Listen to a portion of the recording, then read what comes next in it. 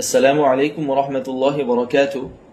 আপনারা অবশ্যই জানেন যে ওয়াকফ অ্যামেন্ডমেন্ট বিল 2024 কে জয়েন্ট পার্লামেন্টারি কমিটিতে প্রেরণ করা হয়েছে এবং জয়েন্ট পার্লামেন্টারি কমিটি দেশের জনগণের কাছ থেকে মতামত চেয়েছে।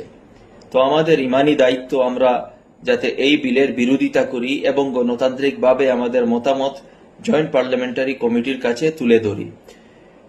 এর জন্য অল ইন্ডিয়া মুসলিম পার্সোনেল ল বোর্ড দেশের সমগ্র মুসলমানদেরকে আপিল করেছে যে আমরা আমাদের মতামত জয়েন্ট পার্লামেন্টারি কমিটির কাছে তুলে ধরি এবং এর জন্য একটা কিউআর কোড ও একটা লিংক সার্কুলেট করা হয়েছে, যার দ্বারা অত্যন্ত সহজে আমরা আমাদের মতামতকে জয়েন্ট পার্লামেন্টারি কমিটির কাছে পৌঁছাতে পারব।